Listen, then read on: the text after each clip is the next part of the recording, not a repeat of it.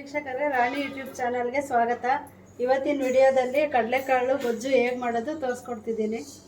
ಬೇಕಾಗಿರುವ ಪದಾರ್ಥಗಳು ಇದು ಬದನೆಕಾಯಿನ ಉಪ್ಪಾಕಿ ನೆನೆಸಿಟ್ಟಿದ್ದೀನಿ, ನೀರಿಗೆ ಉಪ್ಪಾಕಿ ನೆನೆಸಿಟ್ಟಿದ್ದೀನಿ. ಯಾಕೆ ಅಂದರೆ ಇದು ಕನೆ ಬರೋದಿಲ್ಲ, ಅದಕ್ಕೋಸ್ಕರ ಉಪ್ಪಾಕಿ ನೆನೆಸಿಟ್ಟಿದ್ದೀನಿ ಬದನೆಕಾಯಿನ. ಆಮೇಲೆ ಒಂದು 1/4 kg ಕಡಲೆಕಾಳು ತೊಗೊಂಡಿದ್ದೀನಿ, ಒಂದು 5 ಟೊಮೆಟೊ ತೊಗೊಂಡಿದ್ದೀನಿ. ಆಮೇಲೆ ಆಲೂಗಡ್ಡೆನೂ ಅಷ್ಟೇ, ಅದು ನೆನೆಸಿಟ್ಟಿದ್ದೀನಿ, ಹಾಗೆ ಹಾಕುವಾಗ ತೆಗೆದಿಡೋಣ ಅಂತ ಹಾಗೆ ಇಟ್ಕೊಂಡಿದ್ದೀನಿ. ಆಮೇಲೆ ನವಲುಕೋಸು 1 ಕಪ್ ತೊಗೊಂಡಿದ್ದೀನಿ, ಈರುಳ್ಳಿ 1, ಬೆಳ್ಳುಳ್ಳಿ 2 ಗಡ್ಡೆ ಸುಲಿದಿಟ್ಕೊಂಡಿದ್ದೀನಿ. ಇದು ಸಿಪ್ಪೆ ಸಮೇತ ಹಾಕಿದ್ರೆ ಒಂಥರ ರುಬ್ಬಿದಾಗ ಚೆನ್ನಾಗಿ ಇದಾಗಿರಲ್ಲ, ಅದಕ್ಕೋಸ್ಕರ ಸುಲಿದಿಟ್ಕೊಂಡಿದ್ದೀನಿ ನಾನು ಬೆಳ್ಳುಳ್ಳಿನ, ನಾರು ಥರ ಸಿಗಬಾರ್ದು ಅಂತ. ಆಮೇಲೆ ಗಸಗಸೆ 1 ಸ್ಪೂನು, ಶುಂಠಿ 1 ಇಂಚು, ತೆಂಗಿನ ತುರಿ 3 ಸ್ಪೂನಷ್ಟು ಇಟ್ಕೊಂಡಿದ್ದೀನಿ, ಅರಿಶಿನ, ಸಾಸಿವೆ, ಚಕ್ಕೆ ಲವಂಗ ಸ್ವಲ್ಪ ಇಟ್ಕೊಂಡಿದ್ದೀನಿ, ಕರಿಬೇವು, 1 ಈರುಳ್ಳಿ. ಇದು ಒಗ್ಗರಣೆಗೆ. ಈಗ ನೀರು ಹಾಕೊಳ್ತಿದ್ದೀನಿ ಕಡಲೆಕಾಳು ತರಕಾರಿ ಎಲ್ಲ ಬೇಯಿಸ್ಕೊಳ್ಳೋಕ್ಕೆ. ಇದು ಕಡಲೆಕಾಳು ನೈಟು ನೆನೆಸಿಟ್ಟಿದೆ, ತೊಳ್ಕೊಂಡಿದ್ದೀನಿ, ಈಗ ಹಾಕೊಳ್ತಿದ್ದೀನಿ. ಆಮೇಲೆ ತರಕಾರಿ ಹಾಕೊಳ್ತೀನಿ. ಈಗ ಹಾಕಿದ್ದೀನಿ ಕಡಲೆಕಾಳು, ನೀರು ಮುಳುಗೋಷ್ಟು ಹಾಕಿದ್ದೀನಿ. ಏನಕ್ಕೆ ರಾತ್ರಿ ನೆನೆಸಿಟ್ಟಿದ್ದೀನಿ ಅಂದರೆ ಅದು ಚೆನ್ನಾಗಿ ಬೇಯುತ್ತೆ ಕಡಲೆಕಾಳು. ಈಗ ತರಕಾರಿ ಹಾಕೊಳ್ತೀನಿ. ಈಗ ಬದನೆಕಾಯಿ ಹಾಕೊಳ್ತಿದ್ದೀನಿ ನೋಡಿ, ಎಲ್ಲ ಉಪ್ಪಾಕಿ ನೆನೆಸಿಟ್ಟಿದೆ. ನೆಕ್ಸ್ಟ್ ಇದು ಆಲೂಗಡ್ಡೆ ಹಾಕೊಳ್ತಿದ್ದೀನಿ. ಫಸ್ಟೇ ಕುಯ್ದಿಟ್ಟಿದ್ನಲ್ವ, ಅದಕ್ಕೆ ಅದು ಕಪ್ಪಾಗುತ್ತೆ ಅಂತ ನೀರಲ್ಲಿ ಇಟ್ಟಿದೆ ಆಲೂಗಡ್ಡೆ. ಈಗ ಹಾಕೊಳ್ತಿದ್ದೀನಿ ನೋಡಿ, ಇದು ಮುಳುಗೋ ಅಷ್ಟು ನೀರು ಹಾಕೊಳ್ಳೋಣ. ಇನ್ನೂ ಸ್ವಲ್ಪ ನೀರು ಸೇರಿಸ್ಕೊಳ್ತೀನಿ.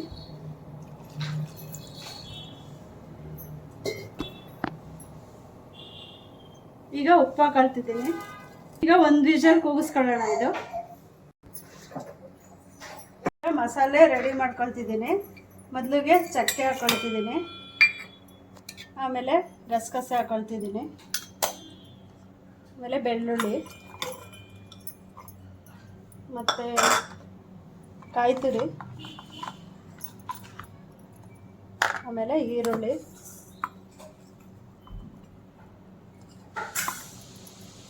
ಆಮೇಲೆ ಶುಂಠಿ, ಸ್ವಲ್ಪ ಅರಿಶಿನ ಹಾಕ್ಕೊಳ್ತೀನಿ. ಈಗ ಇದೆಲ್ಲ ನುಣ್ಣಗೆ ರುಬ್ಕೊಳ್ತೀನಿ. ಈಗ ನೋಡಿ, ಇದು ಒಣಮೆಣ್ಸಿನ್ಕಾಯಿ ಹಾಕೊಳ್ತಿದ್ದೀನಿ. ಈಗ ಒಂದು 7-8, ಬೇಕಾದರೆ ಹಸಿ ಮೆಣಸಿನ್ಕಾಯಿ ಬೇಕಾದರೆ ಯೂಸ್ ಮಾಡ್ಕೊಬೋದು. ಬೇಕಾದರೆ ನಿಮಗೆ ಸ್ವಲ್ಪ ಕೊತ್ತಂಬರಿ ಹಾಕ್ಕೊಳ್ತೀನಿ. ಕೊತ್ತಂಬರಿ ಹಾಕ್ಕೊಳ್ತಿದ್ದೀನಿ. ಎಲ್ಲ ನುಣ್ಣಗೆ ರುಬ್ಕೊಳ್ಳೋಣ. ಈಗ ನೋಡಿ, ನೀರು ಹಾಕ್ಕೊಳ್ತಿದ್ದೀನಿ, ಸ್ವಲ್ಪ ನುಣ್ಣಗೆ ರುಬ್ಕೊಳ್ತೀನಿ. ಈಗ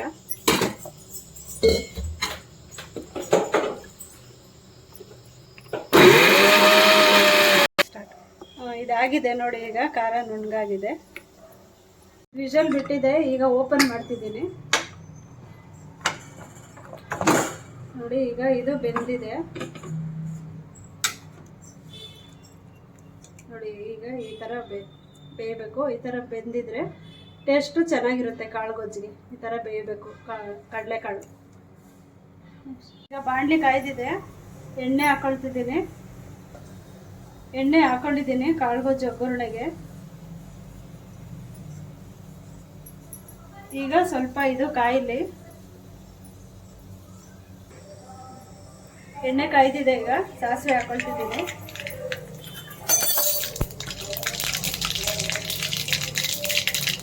ಈಗ ಕರಿಬೇವು, ಈರುಳ್ಳಿ ಹಾಕೊಳ್ಳೋಣ. ಒಂದು 2 ನಿಮಿಷ ಫ್ರೈ ಆಗಲಿಲ್ಲ.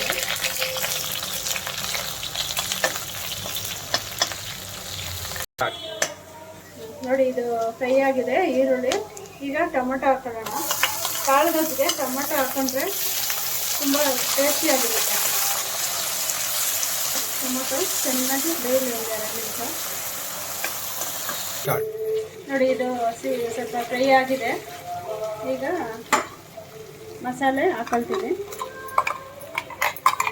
ಮಸಾಲೆ ಯಾವಾಗಲೂ ಚೆನ್ನಾಗಿ ಎಣ್ಣೆಲಿ ಫ್ರೈ ಮಾಡಿದ್ರೆ ಸಾರು ಮಾಡಬೇಕಾದ್ರೂ ಅಷ್ಟೇ, ಗೊಜ್ಜು ಮಾಡಬೇಕಾದ್ರೂ ಅಷ್ಟೇ, ಸ್ವಲ್ಪ ಖಾರೆಲ್ಲ ಹಸಿ ವಾಸನೆ ಹೋದಾಗೆ ಚೆನ್ನಾಗಿ ಫ್ರೈ ಮಾಡಿದ್ರೆ ಟೇಸ್ಟಿಯಾಗಿ ಬರುತ್ತೆ, ತುಂಬ ಟೇಸ್ಟಿಯಾಗಿ ಬರುತ್ತೆ. ಸಾರೇ ಆಗಲಿ ಕಾಳು ಗೊಜ್ಜೆ ಆಗಲಿ ಹಸಿ ವಾಸನೆ ಹೋಗೋವರೆಗೂ ಫ್ರೈ ಮಾಡಬೇಕು. ನೋಡಿ ಇದೆಲ್ಲ ಫ್ರೈ ಆಗಿದೆ ನೋಡಿ, ಈ ಥರ ಎಲ್ಲ ಚೆನ್ನಾಗಿ ಫ್ರೈ ಆಗಿದೆ. ಈಗ ಧನಿಯಾ ಪುಡಿ ಹಾಕೊಳ್ತಿದ್ದೀನಿ, 3 ಸ್ಪೂನ್ ಹಾಕಿದ್ದೀನಿ. ಆಮೇಲೆ ಗರಂ ಮಸಾಲ ಸ್ವಲ್ಪ ಹಾಕೊಳ್ಳೋಣ, ತೇಜು ಗರಂ ಮಸಾಲ ಹಾಕ್ತಿದ್ದೀನಿ ಸ್ವಲ್ಪ. ಇದು ಸ್ವಲ್ಪ ಮಿಕ್ಸ್ ಮಾಡ್ಕೊಳ್ಳೋಣ. ನೆಕ್ಸ್ಟ್ ಇದು ಬೇಯಿಸಿರೋ ಕಾಳು ಹಾಕೊಳ್ತಿದ್ದೀನಿ, ಎಲ್ಲ ಮಿಕ್ಸ್ ಮಾಡ್ಕೊಳ್ಳೋಣ. ಇದು ಉಪ್ಪು ಹಾಕೋ ಅವಶ್ಯಕತೆ ಇಲ್ಲ, ಮೊದಲೇ ನಾನು ಕಾಳಿಗೆ ಉಪ್ಪು ಸೇರಿಸ್ಕೊಂಡಿದ್ದೆ, ನೀರೆಲ್ಲ ಬಸ್ಕೊಂಡು ಹಾಕ್ಕೊಂಡಿದ್ದೀನಿ. ಕಾಳು ಬೇಕಾದರೆ ಸ್ವಲ್ಪ ಬೇಯೋಕ್ಕೆ ಸ್ವಲ್ಪ ಹಾಕೋಬೇಕು.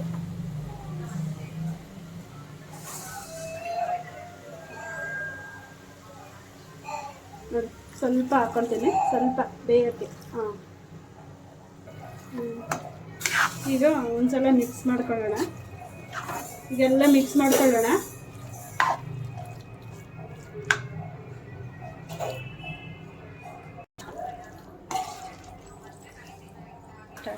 ನೋಡಿ ಇದಾಗಿದೆ. ನೀವು ಏನೇನೋ ಫಂಕ್ಷನ್ಗಳು ಇದ್ದಾಗೆಲ್ಲ ಮಾಡಿಕೊಂಡ್ರೆ ಚೆನ್ನಾಗಿರುತ್ತೆ, ಟೇಸ್ಟಿಯಾಗಿ. ಆಮೇಲೆ ನಾವು ಯಾವುದೇ ಫಂಕ್ಷನ್ ಮಾಡಿದ್ರು ನಮ್ಮ ಮನೇಲಿ ಈ ಕಾಳು ಗೊಜ್ಜು ಇರಲೇಬೇಕು ನಮಗೆ. ಇದು 2-3 ಥರ ಕಾಳುಗಳು ಬೇಕಾದ್ರೆ ಮಿಕ್ಸ್ ಮಾಡ್ಕೊಬೋದು. ಆಮೇಲೆ ಕಡಲೆಕಾಳು, ಬರೀ ಕಡಲೆಕಾಳು ನಮ್ಮ ಮನೇಲಿ ಯಾವುದೇ ಫಂಕ್ಷನ್ ಆದರೂ ಇದು ಮಾತ್ರ ಮಿಸ್ ಮಾಡಲ್ಲ, ನಾವು ಮಾಡೇ ಮಾಡ್ಕೊಳ್ತೀವಿ ಕಾಳು ಗೊಜ್ಜು. ನೀವು ಒಂದ್ಸಲ ಟ್ರೈ ಮಾಡಿ, ಕಮೆಂಟ್ ಮಾಡಿ.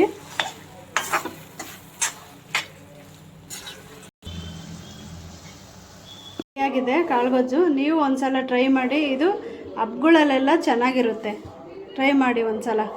ಲೈಕ್ ಮಾಡಿ, ಶೇರ್ ಮಾಡಿ, ಸಬ್ಸ್ಕ್ರೈಬ್ ಮಾಡಿ. Thank you.